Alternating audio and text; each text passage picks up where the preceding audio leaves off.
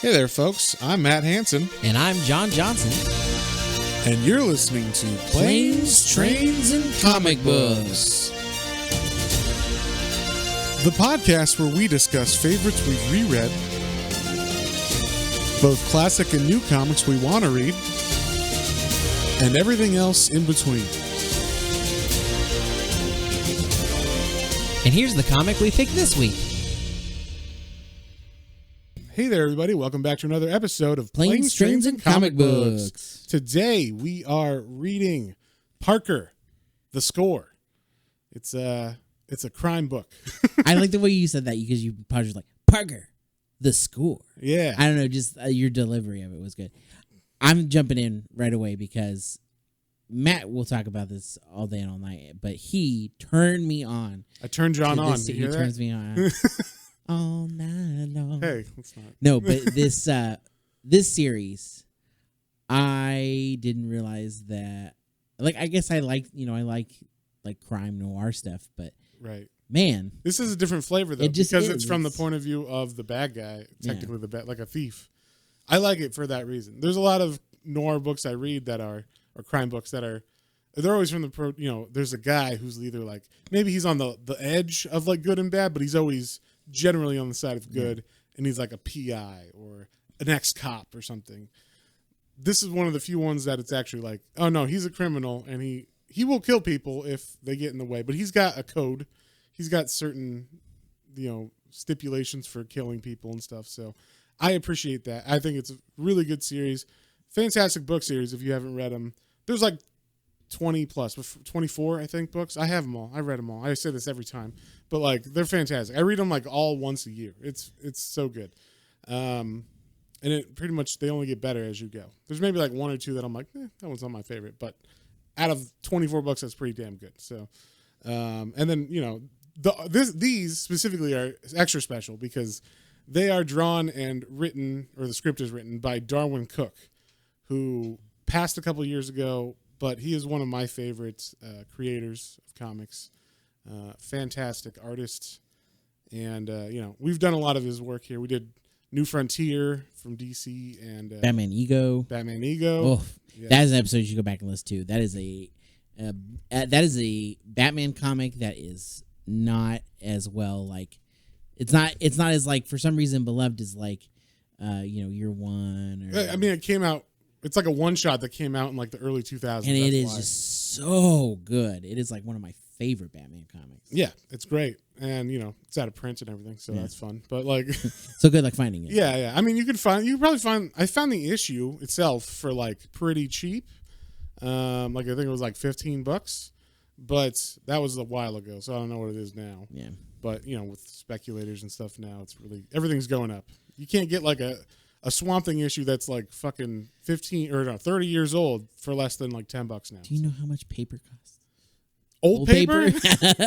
Old paper doesn't cost anything. So this series I love. I'm glad we're doing the third one, even though I know they're not our most popular books as far as episodes. I was going to say, if you guys are not into crime, I don't know. You should give these a try. Go back and, like, if you're like, oh, what's this? Go back and listen to your episodes because, like, they're cool. I don't know. Yeah. I didn't think I was gonna like him as much either. And these. Well, you didn't like him in the first trade. I remember that. Oh, you were like, I don't know if I like this Parker guy because he's kind of he's not a goody good. He's a gray character. Okay. Well, I get as I'm getting older then. Well, it's also because in that one he's like a real bastard because it's him coming back from the dead, pretty much. Like you killed me, you fucking wife of mine, and then like. So the good thing about these is they're kind of standalone trades. Like you could just listen to this episode or read this book. You don't have to know everything that happened before to read this. You're introduced to the main character and that's all you need to know. Yep. Parker is a thief. Go. So that's the nice thing. And even the books are like that. They're dime store novels basically. So like you pick one up, you read it, you got it. I mean, the first two, the Hunter and the Outfit, are more connected than any of the other ones for the most part. Basically, the only connective tissue in all the other ones are like these characters. So, like in this book, he teams up with a bunch of other thieves, and they show up in other novels as well. Nice. The ones who don't die and stuff. So spoilers. Yeah, or they'll do like, oh, this was before that novel. Like they'll do a story that's like so. Oh yeah, before that thing happened to Salsa, this this caper went down or whatever. Nice. So that's always fun. But this is one of my favorite novels. This is out of the whole Parker book series. This one stands out, and I love the setup for this. Basically they're going to knock over an entire town. Yeah, it's like an Ocean's 11 entire town. But it's like Ocean's 11, but instead of a casino, it's an entire town. Which you're like, how does that make sense? Yeah. But this town is like in the middle of nowhere. It's surrounded on all sides by mountains, and the guy who sets it up, he used to live there, so he knows where everything is, all the money's kept, all that stuff. So. It's just a really interesting story, and there is a large cast. I'd say that's the only downside, but not all of them make it out, and only a couple of them are like pivotal to the story. So we will try not to confuse you by saying all their names a bunch or whatever, but we can kind of maybe describe some of the ones that are more colorful. And they do that in the story. They're like, oh, this guy, he's a hothead or whatever, so like, oh, I'm supposed to pay attention to him because they gave a little bit more description on him. So. Yeah. So I think this came out in 2013 or something like that. 2012. Oh, 2012. Okay. Yeah. And this, I think he died in, was it 2017 or something? So there's only one more after this. That's like a full story. And that one's called, let me look at my bookshelf, Slayground. There you go. Slayground. Which is also one of my favorites of the books. So, nice. And yeah, these are all spread apart, but like I said, like, you don't need to read the books in any specific order. It might be good to read the first book before you read the other ones, but after that, you don't really need to read any of them in any specific order. And after Slayground, he did like half a book called The Seventh, which was the seventh book in the in the series, and he only did part of that before he died. And I think I got the absolute of the second absolute of these novels or these comics, and they have this book and Slayground in it, and the seventh, completed by Ed Brubaker and Sean Phillips. Oh wow! Who did the Reckless series? So and Brubaker is like one of my favorite crime writers now. If you haven't listened to our Reckless episode, that's a good crime series as well. Yeah, Reckless is cool. Yeah, we should do more of those too because those are fantastic as well. So they only get better. The first one was good. And everyone after that has gotten better. So, oh, yeah. Okay. Yeah. So, anyway, we kind of said, like, the plot of this book, which is, these guys are going to rob a city. But it starts off, and I like how this starts off. It starts off in Jersey City in 1964. And we see, like, these, like, matchbox boxes arranged in a certain way, and they all have little labels on them. One says, like, bank, city hall, firehouse, the police station. And you're like, what is this? And then you have, like, little cars and models of people like like walking and stuff. So basically this is the setup for it's the plan that some guy has to make this thing go down. Yeah, right? so they made a model of the town. With like household items. So they can plan it really, really good. Yeah. And it starts off, and this is like a good way to start it off to introduce you to Parker. He comes down from his hotel room and he's walking to this meeting. And he starts being followed by this guy, just random guy. And he's like, what the fuck? So I love the way he draws this. The guy, thinks he's being clever and is like slowly behind him, like, a couple yards back, or I don't know. It's like, how far would you say? Like 35 feet or something like that? Something like that. Like definitely like if he sees him around the corner, it's probably like almost a whole street away. Right. But he's the only other guy walking. So like, I'm sure he's not that inconspicuous. So, Parker, who's he's not normally in New Jersey City or Jersey City, sorry. And so he's got a map and stuff. He's walking around and he's looking at the map to get to the place. And he's clever enough. He notices this guy. He like hides for a second as he rounds a corner, and then the guy that's following him turns and he's like, "What the heck? Where'd he go?" And then he like runs, like, "Where'd he go?" And he's trying to catch up to him. And then all of a sudden, Parker is walking the opposite direction towards him now, and he just has to like play it cool. And there's this great little piece of art where Parker's face is in shadow, and then as the guy that's following him walks past Parker, because now they're facing each other and they have to play like they don't know the other is following the other one. Parker's there's like a white speck that appears, and you can see it's like his eye looking back at the guy, but like without turning his head. I'm like, oh, that's a great little art tick. Like it's the same panel of him walking with the shadow on his face, but now there's like a little white part that's his eyeball, and it just speaks like, oh, he knows. Oh yeah, he knows. And so the guy is like, whew, man, that was close. I almost got caught. And then Parker like rounds a corner, and the guy follows him around that corner, and this time Parker actually grabs him. He's waiting for him, and he throws him down, and the guy pulls a knife on Parker. And so Parker, he doesn't know who this fucking guy is. Not a good idea. Yeah, so Parker just fucking like jabs him right in the fucking neck, just like just like crushes his esophagus is basically what happens, and the guy suffocates and dies like instantly. Yeah, I like the way he puts it too, because he's coming at me with a knife, and like I don't have a weapon on me, but I got these big mitts. And they're like, he's like, then they're huge. Yes, like, okay, yeah. And the way they draw it too, like Jarwin like makes his hands bigger than they should be in that panel, which is great because you're gonna focus on him, So yeah, he looks through the guy's clothes and he's like, okay, here's a wallet, here's all this stuff. No reason. There's like nothing on him that says like, oh, he's following me for some nefarious reason. But like, why did he pull a knife? Why was he following me?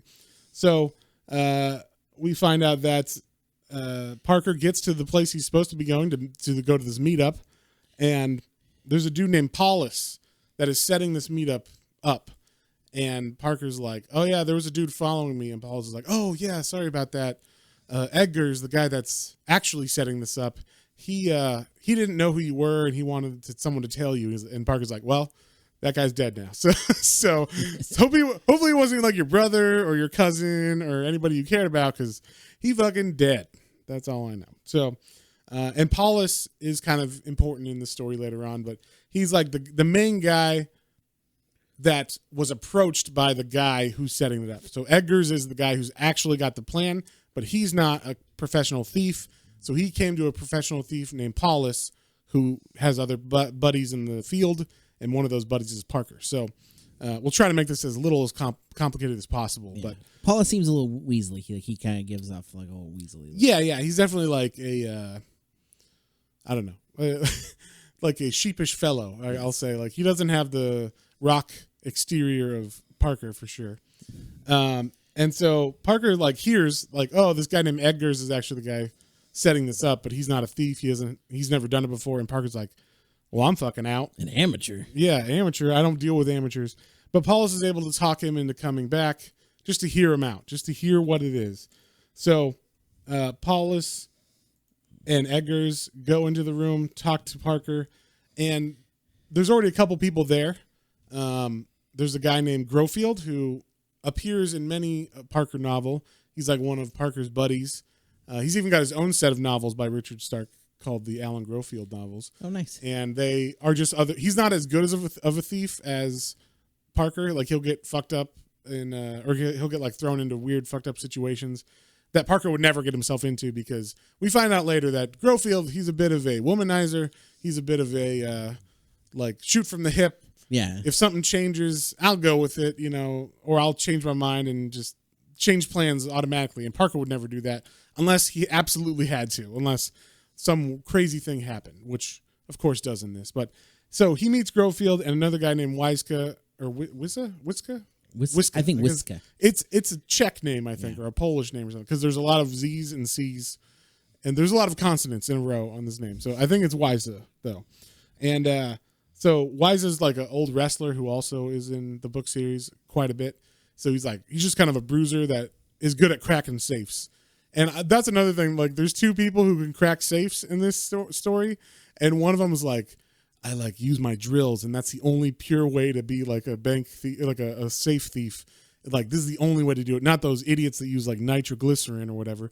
And then you cut to the other guy, and he's like, nitroglycerin is the only way to go. Yeah. So I just think that's funny they do that. But so Parker sees his buddies here. He's like, okay, you got three other guys. We got Paulus, Wiska, and Grofield.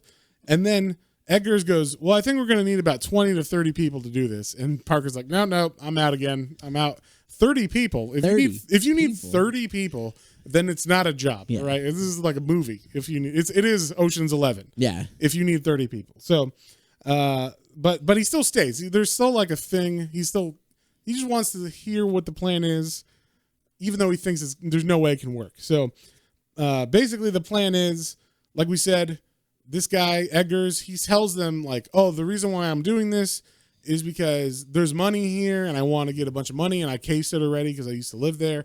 And also I just don't like these people. I got a little personal grudge against them, but just a little side thing. No worries. And everything, everything against Parker's better judgment is like, he's like listening to as he's talking, and everything he's saying, he's like, okay, so he's got a personal vendetta here. That's a tick for nope, I should not do this. It's in this small town. It's called Copper Canyon in North Dakota, and it is a town that is like basically literally in a box. Yeah, literally in a box. It's only one way in and one way out, which is a big no. It's a big no. Yeah. The three of the side, it's deep, like within a like a mountain, basically. Yes, and there's only one road in or out, and on that road is a ranger station, like for police. Yeah, there's a ranger station, and then the police department. So there's two types of cops here. Yes. So like just everything is like nope. Yeah. Nope. Nope. But then Edgar says the magic thing, which is how much money he's expecting to get from this, because he knows everything that's going to happen and how much people keep in their safes in these like jewelry stores, banks, all that kind of stuff in the town. And he's saying $500,000. And this is in 1964. So you might as well be saying like, oh, $10 million or something. Like it's a lot of money. Because at the end they all get like $30,000, and I was like, that's not that much. I was like, wait, this is 1964. That's a good chunk of change. Yeah. You could live for a while on $30,000 back then. You could buy a house for $10,000 back then. Yeah. So, a car for $3. So, or even less than that, depending on, is it an Oldsmobile? Or is it, but yeah, so Parker hears this out, and he's like the best planner there is. That's why they want Parker there. Parker can look at a plan and either decide whether it sucks or not, and then he can make improvements on it. Like, we don't need to hire 30 guys. We need about 12. And they come to that number by like, okay, this is how it's got to be, because you have to take out the buildings in this town one by one in a certain way. And by the buildings, I mean like the police station first, because they're obviously the first responders. Then you got to take out the phones, which, because people are going to call if they hear any noise or anything.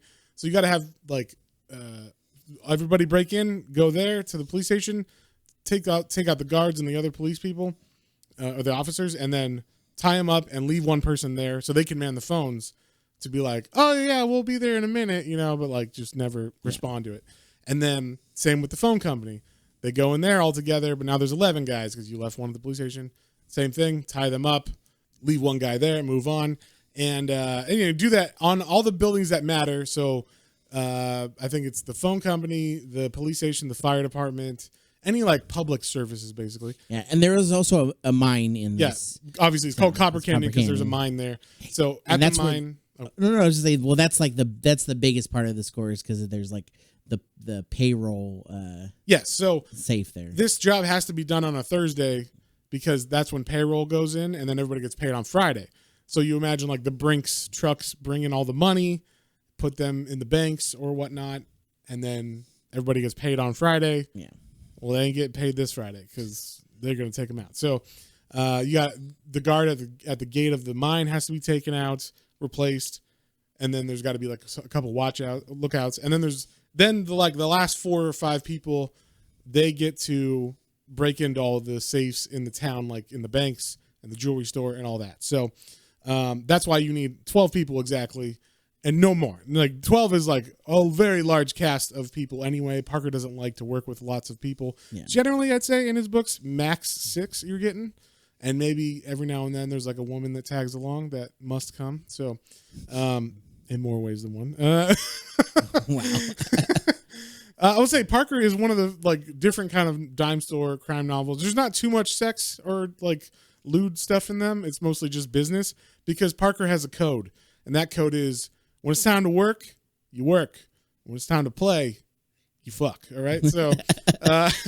So yeah, he's like, whenever there's always like a chance for like a woman to sleep with him or like that's coming onto him at the beginning of the book, and he's always like, I can't, I'm working a job, babe, but afterwards I'll come find you. Like, what was your name again? Name a number, where are you staying? Because after this I'm gonna need a lady. So but yeah, that's like, and then they never get too graphic because these books were from the 60s. I don't know how graphic books were back then, because I've read some more recent books that take place in the 60s and 70s, so they kind of have the same feel, but they are written nowadays, and there's a lot more sex in them than like I was listening to an audiobook of one of them, and my wife was in the car, and of course, just like your parents or whatever you're listening to or watching that's rated R, the worst section comes on when you're with someone else that might be shocked. So I'm in the car. I'm like, oh, I want to listen to this audiobook. It's almost done. And of course, the guy in it, he's a PI, and he likes his ladies, and the ladies like him, if you know what I mean. So he gets down and dirty with one of them, and Mel, my wife, was like, what is going? What are you listening to? Might be listening to? You're listening to like pornography on an audio book or whatever. So I just thought that was funny, but yeah, that's how it always is. My parents would always come in when and I'm watching a movie with my friend, and like Planes, Trains, and Automobiles. In that movie, like there's no swearing, no sex, no anything until one part. Yeah, there's like one scene that all of the curse words are saved for. Yeah, in 20 seconds, he says the F word 15 times, and that's why it's rated R. Other than that, no other reason why it should be rated R. And that's when my mom would walk in and be like, what are you watching? What is this expletive, saying person, like what's going on? So yeah, of course that's how it is. But yeah, so anyway, Parker is not like that. These books don't have barely any sex in them or anything. Grofield, he's a little bit more of some of his novels are a little bit more risque, but not nearly like that. Not detailed, especially. So I will say this book does have nudity in it, because Grofield gets some in this book, and the ladies are naked, or the lady's naked. Spoilers. Yeah. So, I mean, come on. I'm not saying who it is. I know. So anyway, they start the plan, and like I said, Parker's like, I don't like it, but he goes along with it because he actually comes up with a better plan. He thinks it over, mulls it over for a couple days. And he's like, I'll get back to you whether I want to do it or not. And as he thinks about it, he's like, it can be done. And if it can be done, that's like the thrill for him. It's like, if it can be done, I got to try it. Like it seems solid enough, even though it's a wacky plan like that this guy came up with. And then also he has bad feelings about Edgar's he had a personal thing. So why, what is that exactly? Like, why would he? Yeah, but he swears it's not going to get in the way, obviously. Yeah, of course. Mm-hmm. No, I'm sure it won't. And he doesn't meet, or he doesn't decide this by himself. He talks to Wiska and Grofield, because they're like two guys he's worked with before. So he's like, you guys think this sounds good? We'll count down the plan, and everybody agrees. Yeah, it sounds good. So they get a bunch more guys. And what do you think about this, John? How they introduced everybody? I liked it because it has them on the page, and it feels very much, it's, the setup. So each character, you could tell kind of a little bit about their personality, because they all have 100 questions, but they all have a specific question, so you see where their mind's going with it. So yeah, you like I said, there's a bunch of characters. We don't have to necessarily go through them all, but yeah. They're like, one's like, what's the split? What's the take? And the other one's like, well, how long is this gonna take? How long are we gonna have to wait at the end? Because they have to hide out. They're not actually when they on their way out, they're gonna hide in an old abandoned mine. Right. Yeah, that's the main part of this is, okay, we can't just drive on the one road out, after everybody's aware that there's robbers and shit that have robbed the city. So we have to hide out until it dies down, because the police will have roadblocks and stuff for state lines, so you can't just take one street or one road out of the state, because you will get checked for sure. So usually in almost all the books, there's always a hideout that they have to wait at for at least a week to let everything cool down. Let the roadblocks go, because the police eventually go I guess they got out somehow. And then, so that's kind of how it was working, how they're doing this one as well. And Edgar's is the one who points out that, hey, there's a mine. We'll still have to go by one of the police stations, but as long as we're cool about it, we should be able to get to this mine. It's on an abandoned dirt road that no one's going to take. So we're pretty safe there. And it's got 2 sheds. We can all sleep in there for a couple days or a week or whatever, and we'll be good to go. So that seems to be the plan. Everybody agrees on that. I will say, out of everybody, the only one that there's a couple that matter more than others. There's Chambers, who's kind of like, he's the guy that's a hothead, they call him. Like he makes rash decisions and will do things that Parker does not like, because Parker does not like to make rash decisions in the middle of a job. So that's one of the big ones. You definitely have. Obviously, something's going to happen with him. Right. And then, one thing I wanted to point out, all of these people, I don't know if you knew this, John, they're all their caricatures, all their faces are based on actual comic book artists. Oh, nice. So, like, Darwin was like, I'm going to make this guy, Jay Lee or whatever, like I'll do the face for them. So, everybody has a counterpart that's like in the comic book world. So if you know what they look like, and I didn't notice all of these people, the only one I was like, hey, that looks like Jim Steranko. There's an older man named Pop Phillips who's in it, and he's like a pretty cool guy. And I was like, that is exactly what Jim Steranko looks like. Yeah. There's no way that's not him. And then later on at the back of the book, it says who everybody was that he drew for those characters. So I thought that was cool. Nice. I was like, oh, that's fun. You get to like draw. And I was like, I guess he's going to have to stay on model for those guys. But I think all the ones that he points out, except for maybe Salsa, who's like the cool Hispanic guy, he's the only one I remember showing up in other books. So nice. Out of these like other guys that they had, out of the new guys. So and everybody's in on the job. They all like it. They all trust Parker. And one thing that was awesome is Parker is like, I'll get the guns, you get the cars, because they decide like instead of having 6 cars, because that looks kind of conspicuous, driving at the same time at night, late at night, because they're going there like after midnight, of course. We could just rent one big truck and all go in like a moving truck, and then that way it's much less conspicuous. And then, like I said, Parker's like, I'll get the guns. So he goes to this guy that he always gets guns from named Scoff or Scofie. I don't know. I forgot how you pronounce it. Either way. And the old guy's like he's old and blind. Yes, he's old and blind. And Parker's like, I need like machine guns. And he's like, I don't know about machine guns. They're pretty hard to come across. But he's holding out on Parker, and Parker knows it. So Parker's like, God damn it. And this is like a common thing. We always in the books, you hear his thoughts where he's just like, this fucking guy, just give me what I want. And he's like, but I got to play the game. These people like to fucking talk so much. And so like, oh, you don't have any? And he's like, yeah, I don't have any. He's like, well, are you sure? Because I can just go to one of your competitors. He's like, oh, no, I think I have something. I got something. So he tells Parker he's got 2 machine guns, and they're hidden away. He's got like, this guy Scoff has like a model, like what is it? Like a model plane store? Plane store. A hobby store. I guess that's what it would be called. And so in these boxes of like race cars, he just has like guns. Yeah, because he mentions to like grab a certain one, like in that stack, like 5 down or whatever. He's like, grab the Ferrari 2 boxes down. Yeah, and that's got a gun in it. Yeah, and so he's got obviously some real ones. So if cops go to open or somebody opens the top box, and it's like, oh, okay, I'm gonna get that for my kid. But a couple boxes down, you got machine guns. Yeah. So he says he's got 2 machine guns, but then Parker, when he's getting those 2, he looks on the one underneath the second one that he picks up, and it's got a machine gun too. So he's like, this fucking guy's lying to me. So the best part is he says, I'll just take the machine guns. I don't need the rifle or the handguns. He's like, what? Why not? And he's like, because you have 3 here. I'll just take the 3 machine guns. He's like, oh, I was just joking, Parker. He's like, no, I'll just go to the other guy that I said I was going to use. So the guy gets super mad at him after he's like, no, Parker, we're great. We're friends, right? And then he's like, I'm going to go to Amel or whatever and go to him. And he's like, you son of a bitch.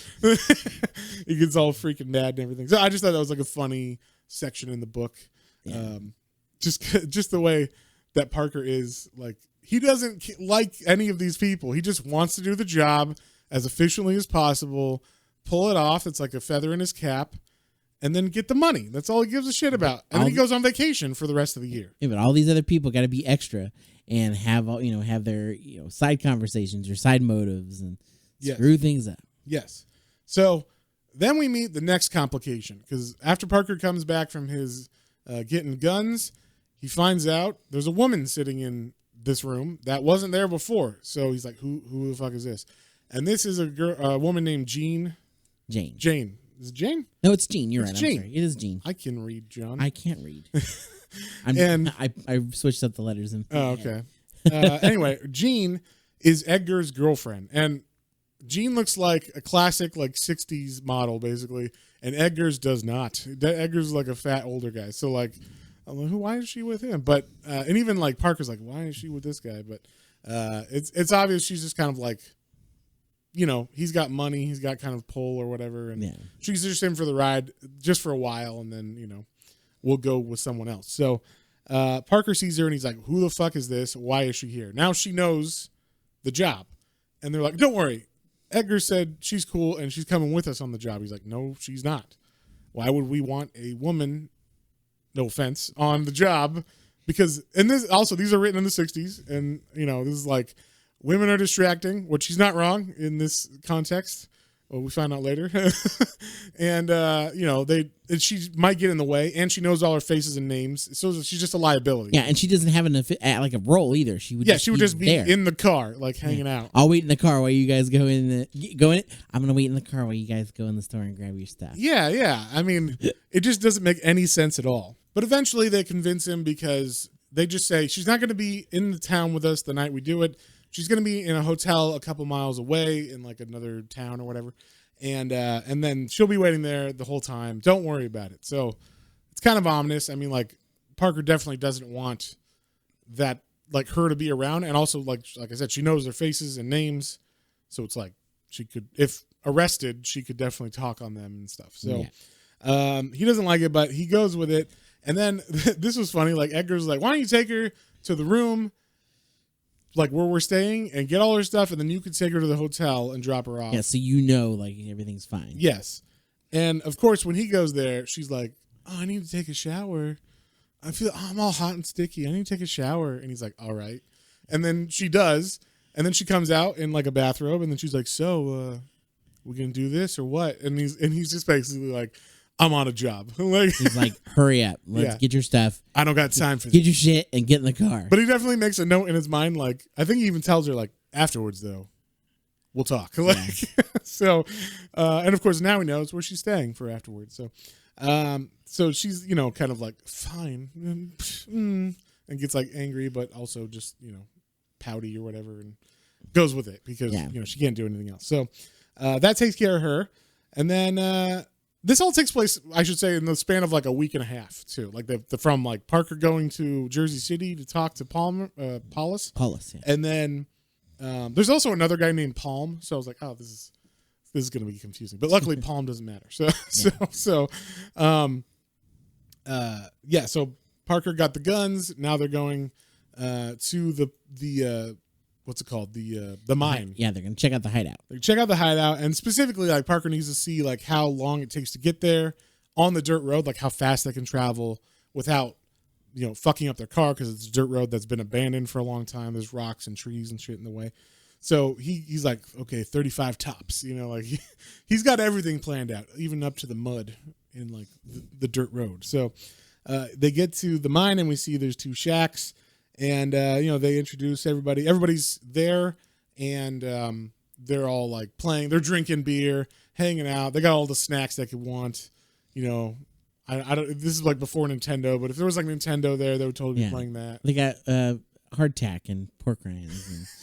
Hardtack? They got MREs or whatever the fuck you ate in the... What did you eat? They got sardines. Cheese. Yeah, sardines and saltines. There you go. So yeah, they got all the fixins for staying there for a long time, and everybody's kind of happy about this. We also see there's like, because they got this big truck, right, and they can't leave it out in the open in case people do, like, the police do aerial surveys to see if they went anywhere in nearby. So they have to hide it down at the bottom of the mine. Where there's like an overhang. And that road into the bottom of the mine is very, very small. Steep, small, and yeah, like it's definitely only like a one-way or one-car road along the side of the cliff. And it's made of mud, and it's been deteriorating for years. And they have to drive a semi-truck, basically, or like a large, like one of those, like the medium-sized moving vans is what I think. Yeah. You know, I would see. Well, actually, you know what? It is a semi-truck. No, yeah, I would say it's like almost like it's on a trailer. It's actually like on almost a trailer. like a 16-wheeler. Yeah. So they have to move this thing down there, and good God, that would be terrifying. Yeah, and especially like he says on the dry run that they do, he's like, plus like it's an empty trailer, so it's like extra light and like kind of rocking and easier to like. Oh, I feel like I'm gonna fall off the cliff here. Right. Yes. So you know, but when it's full of diamonds and money and whatever else they steal, it should be a little bit easier. So they're able to maneuver it down there, okay, and they hide it. So that's where they're keeping everything for now. And then we cut to Thursday night, the night they're going to do the job. So everybody's ready. We got a bunch of guys that are going to be in the back of the truck during the initial, I think 5 guys go to take over the police station, the phone house, all the other stations they need to take over. And then there's 5 guys waiting in the truck, just having to wait in the truck. Also, one of the guys smokes in the truck. I'm like, what the fuck, man? We're all trapped in this hot ass truck. It's not air conditioned. Yeah. We all have to sit in this dark truck while you smoke, and I got to breathe in that fucking smoke. God damn it. I mean, I like a cigar as much as the next guy, but it's the 60s. Everybody's fine with it. I guess. Yeah, I guess everybody probably smokes in the... They're like, yeah. That's that fresh air. Yeah. So they get to the town, and this is where we get to see a little bit of the colorfulness of Grofield, because he does highlight Grofield specifically because he plays a role later on, and also because he's a main character in a lot of the books. He's always with Parker on a lot of jobs. Nice. And I'm trying to remember if he might die in way later books or something, at the very end. Spoilers. I'm trying to remember. I can't. One of his compatriots that is in a lot of the books dies. I can't remember if it's him or another guy. But it makes sense because his character is very kind of carefree. I could see that with his character. Yeah. Yeah. The good news is it makes his job fun for him. He's like a theatrical fellow. In fact, on his downtime, he has a theater in a small town in Nebraska or something like that, in the middle of nowhere. He's got a theater. And he's like, these small town folk need theaters too. They need some culture, but no one goes there except randomly. So they're like, how does he afford to open this theater? But it's because he's a thief, and I want to do it. You go on vacation to Miami, Parker, for the whole year. I pay for this theater to run. And so he's definitely into theater and theatrics and acting and all that stuff. So in his mind, we find out that while he's doing these jobs, we're living through scenarios of musicals and movies, and just in his head. So while they're driving, he's like dun dun dun dun dun dun dun, dun, just in his mind, and then he's actually seeing the Flight of the Valkyries, or whatever's going on from the music tune that he's thinking in his head, or a war movie, or any of that kind of stuff. So I thought it was funny because they actually show a sergeant being like, "Hey, are you with me, soldier?" And then he's like, "Yes, sir." And then Parker's like, "Don't get cute." And then it shows Parker in the soldier uniform first, and then when he says "Don't get cute," he's in his balaclava mask, and so it's it's cutting between realities for Grofield. Yeah. He literally is in another reality, saying yes sir to Parker, and Parker's like, what a fucking weirdo, but he does his job well, so whatever. So like we said, the first thing they got to do is go to the police station, and of course there is a patrol car out. So one thing we didn't mention, there's a patrol car. I may have been cutting you off, you may have been going to say it, but one of the things that did work out in their favor, this town, the whole town, has a curfew. Everybody's got to be inside by 10 p.m. Yeah, that's very nice. I don't know, it's a weird fascist place or something, but they have a curfew, and everybody stays indoors after 10. It's safety. It's a small mountain town. I guess. I don't know. If I'm in a small mountain town, don't tell me what the fuck to do. Yeah, it seems like the people there would be the opposite. Yes, but whatever. They like this town. Maybe it's the equivalent of because it's a mine. Maybe it's the equivalent of a Microsoft town where they can tell you what to do because you work at the Microsoft plant. Or whatever. Everybody here works at you all need to be in bed so you can come to work. Exactly, and you get paid in script. You can only shop at the company store. So anyway. Everybody's on curfew. There is a patrol car that patrols the streets just in case, but it doesn't go anywhere really. It doesn't do anything. And they get a call, and it's like, "Hey guys, I need you to come back to the station. Something's going on." They're like, what is it? And they're like, "I can't tell you. We can't talk over the radio. Just come here." And when they get back there to the police station, of course they walk in there. "Hey, what's going on, man?" And the radio guy's like, and he points behind him, behind the two officers that came in, and there's 8 masked men or whatever standing there, and it's like, oh shit. So he's like, "Yeah, you didn't pick up my inflections on the and he actually gave him "Hey guys, there's something going on here," and he's trying to wink over the radio, but they can't see it. Yeah. So and because of that, Chambers, the hothead, hits that guy that gave the message to them in the face with the butt of his gun and almost knocks him out. It's pretty hardcore because Parker doesn't like any of that shit. One of Parker's MOs is when he is doing a job and there's like people that have to be tied up or kept quiet. He's always like, "Hey, buddy, what's your name? John? Cool, John. It's nice to meet you. I hope your family's good. Don't worry. We're not going to hurt you. We're just going to tie you up for a bit while we do our thing, and you'll be good as, good as soon as we're done, you're good to go." Yeah. So he tries to keep everybody calm. As far as I know, this is like the first time a book did that. Yeah. Like, of all the crime books I've read, none of them have a guy that does that usually, at least when these were written. So like, because these were written in the 60s and 70s. So I wonder if that, because that's like a common thing nowadays. You always have like the one guy who's like, "Hey, buddy, how's it going?" Trying to make everybody calm. The polite thief. Yeah. So Parker's not necessarily polite. He's cold, and the people can tell. Yeah. He means business, but he's also like, "I won't kill you unless I have to." And so generally everybody's usually quiet. And while they're tying the guys up, one thing is interesting. There's a cop that hears the guy, Edgars is who's talking. He hears Edgars talking to one of the officers as he's tying him up. And the policeman's like, "I know that voice. Oh my God, that's," and then it like cuts away. And he says Edgars in his mind, or he's like, "Oh my God, it's Edgars." So you're like, what the fuck? Who's Edgars? Yeah, I mean, we know who Edgars is in the group, but what did Edgars do in this town? Yeah. Why is this cop terrified of Edgars? So there's a weird little foreshadowing going on. So they work their way through all the different stations. They leave Chambers at the police station to guard the guards.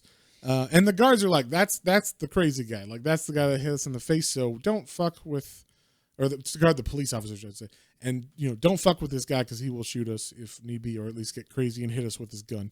So I guess he was kind of a good guy to leave with the cops because they know he's willing to go far. Yeah. Or whatever. But so they go through their whole thing. And like I said, they take over the phone station. They leave Grofield with the girls at the phone station because this is back when there was actually operators that had to physically. Yeah. Like, okay, hold on. I'll transfer you, and pull out the cord, put it in the next slot. Yeah. And of course, Grofield is like, as Parker's talking, he's like, "What's your names? Edith, whatever." He goes through all of them. And then Grofield like goes up to him. He's like, "Don't worry, guys. It's fine. I'm cool. Like, as long as everybody's cool, I'm cool." And he like turns on the charm immediately with these ladies because they're good looking ladies from the 60s. So yeah, one is an older lady, but the other two, they seem younger. Linda and Mary. Yeah. And Mary is one that likes Grofield later on. They get acquainted. Yes. So yeah, Grofield's left here. And one thing I thought was interesting, I guess, because I just take it for granted since my entire life, our phone numbers have been 7 numbers. So it's been like, 3 and then 4 numbers, apparently back in the 60s, phone numbers were like 72865 or 72865. It was like 4 numbers at the end and then only 1 before the dash. So it's like, okay, there's only like 5 numbers, I guess, back then in telephone numbers. Because they say like, "Hey, ladies, what's the phone number of the police station? Hey, what's the phone number of this?" So they can call each other and just say like, "Hey, everything's fine here. Call me if you have anything." And they also call each other by their first letters of their name. So like Parker is P, Grofield is G. So like that's their code names or whatever. PGES. Lucky none of them have the same letter. Lucky. I'm sure that was written on purpose, or else it would have been like, "You're a P squared," or "You're, Yeah, at least they have to talk. Yeah. I know there's Palm and They use last names. That might be why they use last names too. Yeah. Everybody's called by their last. Like Parker's first name is not Parker. Yeah, that's true. But everybody calls him Parker. So like we said, Grofield gets familiar with the ladies as he ties them up. He's all nice, and then the rest of everybody checks off, and they say like, "Okay, we've got everybody." They take they take over the guard station at the mine. They leave some Salsa up at the front road at where the main road intersects with the entrance of the town, so that he can say, "Hey, people are coming in," if someone does come in, and then the breaking in starts. So we get the safe people going to crack the safes and the banks and everything. And this is where I said you get like the one guy's like, "Those stupid nitroglycerin guys, they're so loud and annoying. The only true way to break into a safe is with a drill. You could feel everything. It's all tactile." And then you cut to the other guy and he's like, "I got nitroglycerin. That's the only way to blow one of these safes." And so it's just like a fun little thing. And then we also get like a little interlude where there happens to be a kid. I don't know if he's a kid or if he's like a young man. And that's why I was going to say maybe he's like, I assumed he was like a teen, like 17, 18. Right, because he snuck out past curfew to go fuck a lady. And it didn't say. He said just fell asleep. Okay, well, he fell asleep and he doesn't have a shirt and she doesn't have clothes either. So he fell asleep in the arms of his lover and then woke up past curfew and he's like, ah, shit. And this must be a really strict curfew because, like, it's instead of like the cops, you'd think they'd just be like, hey, what are you doing? Okay, go home. He's like, oh, shit, I'm past curfew. So he's sneaking around town and he happens to see, you know, the bank robbing happening. So he calls the police, and luckily they got the police station covered.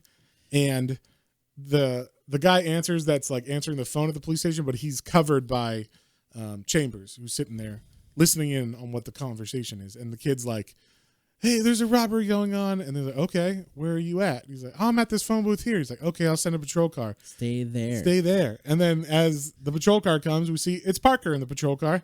And he ties the kid up, and he's nice. He says, hey, I'm not going to hurt you. I'm going to tie you up in this alley. They'll find you in the morning. But I'm almost 100% this kid probably dies from what happens later on. So possibly. There, you know, a good chance a lot of these townspeople died. We'll see. We'll see later. But yeah, so everything's going good. Everybody's tied up. They're actually getting the job done faster than normal. One thing I liked is Darwin Cook has this fantastic, like, complete city shot of the main street, and he like has arrows pointing to like who's in what building and what's going on, and it just is perfect. Like, I love it when a plan comes together. Yeah, and it just looks cool. It just looks like a good design of this town, and I don't know, the way he drew it, it's like a good way to show what's going on when. But like I said, they're ahead of time. They're doing such a good job at this. Yeah, I was surprised because like when the kid pops up, I'm like, oh, it's the first like thing that's gonna go wrong. Like, the kid's gonna like get in the way and die. I assumed he was gonna die, but I thought like he would mess something up. Right, but he doesn't. Parker's so I'm like, cool. Okay. The next thing that goes possibly wrong is everybody's checking in and saying like, hey, we're done, we're ready to wrap up, everybody good? And they're like, Grofield, or they say G, you there? G, answer. Hello. And like all of a sudden you see Grofield's head pop up because he was laying on the floor next to the desk with... Yeah, which no longer masked head pops up. Yes, and also there's a bra on the phone, and it seems like him and Mary have been getting familiar with each other. And so much so that when they go to pick Grofield up, she jumps in the car with Grofield and the other guy, and Grofield's like, she's coming with us. And he's like, what? That Parker's not gonna like that. Yeah, Parker is not gonna like that. He's like, I don't give a fuck what Parker thinks. She's cool. She's coming with me. She just gave me the best blowjob I've ever had. But she apparently she doesn't have anybody in town. Yeah, she's just there for either the job or whatever. So she has nothing to lose. And she's like, she's basically like, G's got a good heart. So, yeah, and we're kind of in love or whatever. Yeah. So. But the real thing that goes wrong, because that, you know, he answers the phone in time and he's like, everything's good here. Like, yeah, why are you breathing so hard? No reason. And then you hear like, Grofield, come back. So, yeah, the real thing that goes wrong is that when Edgar's hears, we're all good, the job's over, let's leave. Edgar's like, well, it's about time. And he pulls off his mask and the other police see that it is Edgar's and like, oh my God, Edgar's. And he just opens up and kills all of them with his Tommy gun. And then he gets in the armory of the police station, which I don't know why they would have grenades, but they do have grenades. The police are militarized even in the 60s. Yes. And so, yeah, he gets grenades in the armory of the police station, and he begins to go through the town chucking grenades in very specific places where he knows like it's going to make the biggest dent, the biggest explosions, and fuck everything up. So he specifically goes to the mine, throws a grenade in there, and blows up the shit out of it. He blows up the firehouse. He blows up a gas station that has, you know, a bunch of fuel tanks and everything. So he's lighting everything on fire. And everybody's like, "What the fuck is that?" Because they just hear explosions. You know, they thought everything was going fine. You know. So then they're like, "What's going on?" And it turns out Eggers is doing this. And so the thing I love about it is he's like crazy. He's got like crazy eyes. Like, these fuckers are like. Yeah, this is one of my favorite panels. Is it shows him like walking and like he's over like papers and whatnot, and then it shows his face being like, "Goodbye, Copper Canyon," and it shows his face and like his eyes split are all in two crazed. panels. Yeah, there's but like it's perfectly split in two panels, so it makes him look like he's like cracked and like even more demented. Yeah, because his top face is in one panel and his bottom face with his mouth is in the bottom panel, and he slightly skews them so that you can tell like his head is cracked, like literally, and he's gone crazy. So he turns out he didn't really give a fuck about robbing this place. He just wanted to burn it to the ground. And why is that, you say?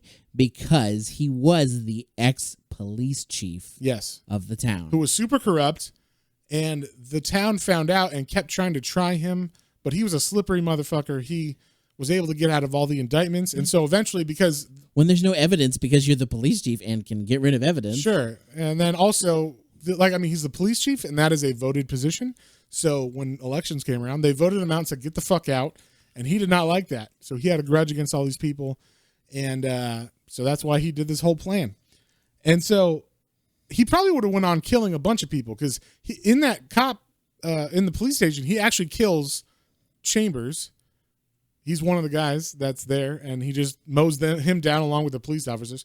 And then he goes to the mine. And when he's blowing that up, there's also like... Palm, I think, is the guy that's there pretending to be the guard. And Palm's like, what's going on, Eggers? And then Eggers is like, I'm throwing grenades. Like, fuck these guys. And he chucks a grenade. And unfortunately for Eggers, he chucks it against an area that explodes way too big. And like a wall falls on him and crushes him. But luckily for the other guys, that happens because I'm pretty sure he would have just gone crazy and maybe killed them all or had more people die because of that. So luckily, everybody else is able to get out that is alive still, and including Mary. And Parker's like, who the fuck is this girl? So Wysa picks up Parker and is like, let's go to the hideout mine, the old abandoned mine. So they all go, and luckily, they're driving on the main street to get out of the town. And as they drive for a while, they see a cop car coming, and they're like, oh shit, oh shit, oh shit, oh shit. But it's coming from the opposite direction with its lights on. And you can see like the town burning in the rear view mirrors, basically. And so the cop passes them, doesn't even look twice. So like, oh, whew, that was close. And everything seems to be going to plan. So they get to the mine, and Parker's talking to Grofield. And he's like, what the fuck, dude? You brought a girl. She knows our faces. She knows our names now. Can you trust her? Maybe she's got family there, and she's going to be pretty pissed that everybody's dead or whatever. And Grofield's going to bat for her. He's like, no, she's cool. Believe me. I know. Oh, yeah? You know, huh? I got a intuition down in my pants that she is a great gal. And so Parker's like, you know what? Okay, I'll talk to her. And Grofield's like, oh, I'm sure you'll talk to her. Like, you better not, like, hit her or get handsy with her or kill her or throw her off the edge of this fucking cliff or whatever. He's like, no, I won't kill her. If anybody is, that's going to be your job. Yeah, you have to kill her because you brought her here, goddammit. So, she's your girl and you have to kill her. So he talks to her, and she talks a good game. She lets Parker know that, like, I won't tell on anybody. I like Grofield a lot. I mean, I don't think our relationship's going to last forever, but, I think he's a good guy, and I'm willing to give it a try. Yeah, I liked it, too, because he even gave her, like some, like, reasons to, like, get out now and whatnot. She's like, yeah, you like him now, but, he's going to go to jail eventually. He don't pay his taxes. Yeah, he's like, Grofield plays it loose and fast, basically, like, he's not as easy going as early. He's not as smart about his money as I am. He's not as calculated as I am. He doesn't pay, like you said, he doesn't pay his income taxes. That's going to get him. Like, yeah, that's the main thing. The government, whether you're a thief or not, you got to pay tax on that money. So, they're going to look at your receipts and be like, how did you afford this couch? You're going to be like, Avon? I don't know. Like, what do you do? So, yeah, or whatever the Amway. I don't know what the fuck they sold back. Tupperware? They had Tupperware parties back then. So she's able to convince Parker that she's going to be okay. And I'll spoil a little bit of the novels. They last a very long time in the books. So, that's they're a nice. couple for a long, long time. That's like basically they just hang out and wait for the police and all that hoopla in the town to die down. And they were right there. There were copters one day, and they're like, "Oh, everybody stay hidden." Yes. I do like that. Paulus is like, he's like you said, he was kind of weaselly, kind of like. Paulus is the guy that set this all up. And he's very much getting impatient. He's like, this doesn't feel right. Edgar died, and he caused all this ruckus. He set us up. He's going to get us caught. He planned this. Yeah, like basically he thinks because Edgar had that ulterior motive to blow the town up, he set this hideout up too, and it must be, bad in some way as well. And then also they're hearing this helicopter fly over back and forth in like a grid pattern. But all the other guys are like, nah, I mean, if they found something, we would definitely know by now. Yeah. Like, we're just chilling. We're in the sheds. No one knows we're here. We've covered all the cars. The truck's at the bottom of the ravine. It's all good. And so that sounds all fine, but Paulus doesn't take their advice. And that night, Parker is woken up by another guy who says Paulus is gone. He's gone down into the mine to where the truck is to get his stash of the cash, and he's going to leave. And Parker is not receptive to that. So Parker takes the other car and parks it at the top of that little one-lane mud dirt road that's there. And there's only one way out of that canyon or that ravine, and that's to go up this one road. So Parker waits there, and Paulus pulls up, and he's like, come on, Parker, get out of the way. I'm leaving. And Parker's like, you ain't doing shit.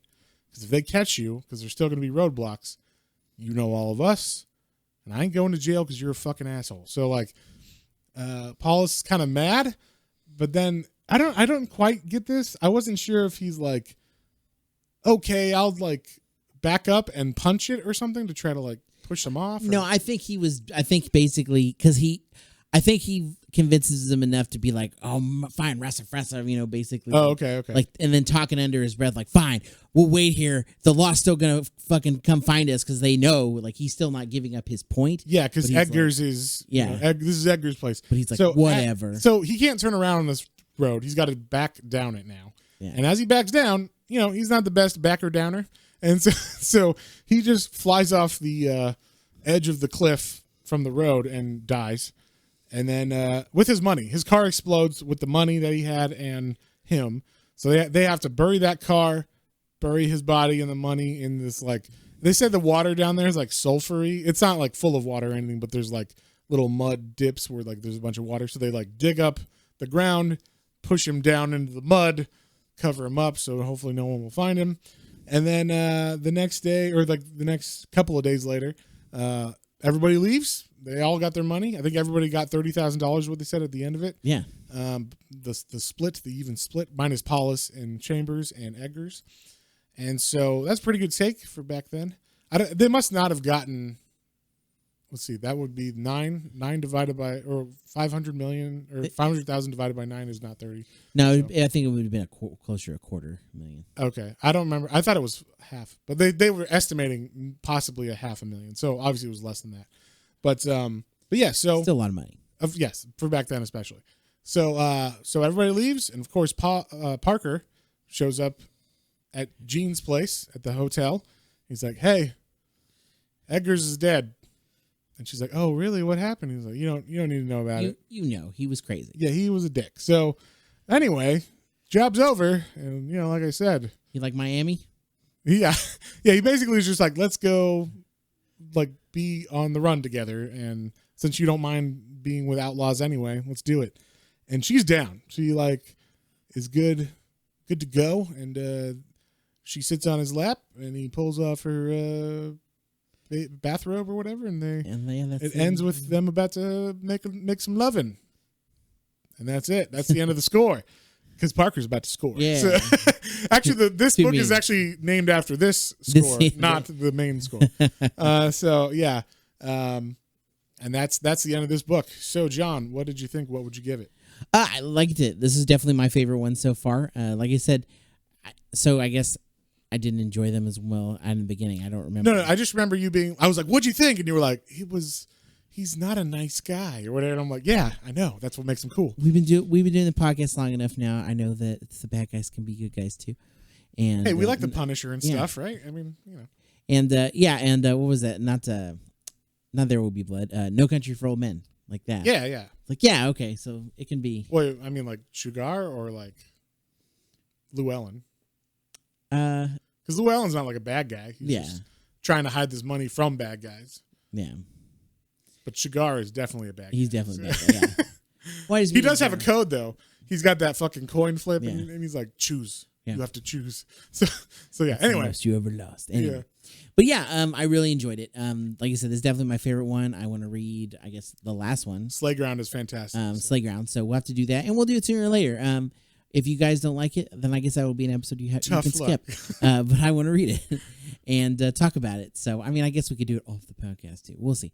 But yeah, I really enjoyed it. Again, Darwin Cook, I mean, pretty much goes without saying at this point, like, just fantastic. Amazing art. Like, and storytelling. I mean, to take the books, like he does put the text from the books in certain areas, but it's like perfect where it is. Yeah. And then the rest of it is his art that's translating the text. Exactly. I was gonna say because it's concise and they're not. These aren't long reads in general. I'm sure they're much. Yeah, this book is 130 pages, and you could probably read it in an hour to 45 minutes. Yeah. And how long do you think the actual novel is? 200 pages. Okay. So they're all about 200 pages. Okay, so not necessarily that much longer, but still, it's like there's definitely more detail. All the detail that is in his pictures. His art. So either way, it's absolutely lovely. Like I said, the story on this one, I like it. It was just like it literally was a simple simple robbery. It was simple, but it had like a lot of people. Yeah, there was a lot of stuff going on, and then the turn for Edgar's is like, what is going on? That was good. I liked, because all of the things that you thought were gonna mess up, like that popped up, you're like, oh crap. But then none of those turned out, and then it happened to be Edgar's, with his grudge, and then you find out why. So yeah, that was really fun. So I liked it. Overall, it was really good. I'm gonna give this one 8. An 8? Yeah. Yeah, I'm gonna give this one. I like this one a lot. This is probably one because this one is like its own story. You don't need to read the outfit or the hunter to really get it or anything. Parker. You get a good crime in this one. Like I said, this is one of my favorite books. I think I'm gonna give this one a 9. Nice. This one's good. And also, one thing I like is all the books have a different color palette too. Oh yeah, this one's yellow, which is good when like the town starts burning and stuff. There's a lot of yellow in it. Yeah, it's all black and white and yellow in this. Yeah, and that works too when they're at night. The street lights. Yeah, the street lights are pointing down and they're yellow, and same with car lights, they're yellow. Yeah, it's perfect. It works well. And then was it the outfit was blue? Right? Yeah, the outfit was blue. I think the hunter was maybe blue too. I can't remember. Either way, yeah, like it's just that one extra color, and it adds that dimension. Like the blue really was good for the outfit with all the shadows, because Parker is out. If you haven't listened to that one, he's out running basically the mob. The mob, yeah. And so like he's taking on the mob, yeah. And he comes out of the shadows a lot. Yes. In that to take people down, and it's really cool. And the blue in that is really perfect. Yes. Added to it. Yes. So. Yeah. So I'm gonna give it a 9. You give it an 8. What are we reading next week, John? We're gonna check out one that Matt has already read, but he put it on my radar. And actually, I've only read the first issue. You only read the first issue? It, no. Oh, okay. Well, great. Okay, so we're gonna read The Last Ronin, and that's the Teenage Mutant Ninja Turtles story. Yeah, and it just came out this last year. It's actually by Kevin Eastman. Oh, really? He wrote it. Yes, I didn't. And he does art in it too, like for the book. Oh, that's fucking cool. I didn't know that. Not the whole book, but he does like flashbacks. Yeah. So it's like totally Kevin Eastman. Yeah. It's fucking awesome. That's really cool. I don't know, like something about Ninja Turtles. It's something I never like could grow out of. Like I love them when I was like because they're fucking awesome. And then nothing to grow out of. Well, no, I know. I just mean like not grow out of, but I just mean like I guess like that extra love for them. Go ninja, go! Like go ninja. I was like obsessed with them when I was real little, like all the way to like my grandma got me like Ninja Turtles underwear for like Christmas one year. John, we don't need to know about your No, I was like 3 or 4, and I was like, hell yeah, I wanted this, as a little kid. Right. That's a way to give your kid like socks or whatever. Like, it's got stuff you like on it. I had several Ninja Turtles. You know what turtles eat? Brussels sprouts. No, they don't. They hate those too. They're allergic. Yep. But yeah, and then the Turtles movies from when I was a little bit older. Yeah. And then the Ninja Turtle show, and then like getting back into it with this, like reading the original comic because I'd never read it. Yeah. And that was just all you need to know to read this is the first volume of which we already did for this podcast. Yeah. So like it just starts off and you're take off running. So if you haven't listened to that episode, go and listen to it maybe this week. I mean, check it out. Or you just know who the Ninja Turtles are. Or if you know there's 4 turtles, that's all you pretty much need to know. Like and there's a guy named Shredder who's the bad guy. But you could go listen to it because if you haven't yet, it's a great episode. Sure. Because I would, like I said, I was like, I already I like them, and I was like, oh, this comic is even brings them that much more light to me. to be like how amazing they are. So yes, we're gonna read The Last Ronin. I'm excited about it. I just know that obviously some turtles probably die, and we'll see what happens. I'm not spoiling anything. I don't know. Yeah, I don't really know much else about it other than there's a last one. Yeah, I got this hardcover for my birthday. I think it's already sold out too. Like they printed a shit ton of them, and it sold out really quickly. Nice. So yeah, that'll be a collector's item. Probably. But yeah, so we're gonna do that, and then also, if you guys don't know, we have a Patreon. We should thank our Patreon supporters, Hoku and Otaku Mike. We appreciate it very much. But we do a poll every month to let you guys pick one of the episodes we do for that month, and we got the poll running right now. So we're doing this month. We're doing characters that we haven't done yet before, and so there's a bunch up there. I think it's like Deadman, Spawn, some other people, Hawkman, and Birds of Prey. Oh, Birds of Prey, yeah. So yeah. Hey, let's say you didn't like this issue on Parker, the score. I don't know what's wrong with you, but if you don't want to listen to these, well, guess what? You can pick an episode that you want to listen to. We're trying to get input from y'all because otherwise we just sit here and go, what do you want to read? I don't know. What do you want to read? Yeah. And we pick from my long-ass list of books that I have and haven't read. So, yes. So yeah, if you would like to join that, you can join us. You can join it on patreon.com/Planes, Trains, and Comic Books, all one word. And there's a bunch of different tiers. Also, if you like Matt's Minis Swamp Thing, there's a Matt's Minis Hellblazer tier where I'm going through all the episodes. Patreon exclusive. Now, it is exclusive to a point because I started putting out the Hellblazer episodes for free, but I'm about 30 issues always ahead of wherever I'm releasing it for free. So if you listen to those and you're like, oh, wow, this is cool. And you're like, why does it only come out twice a month?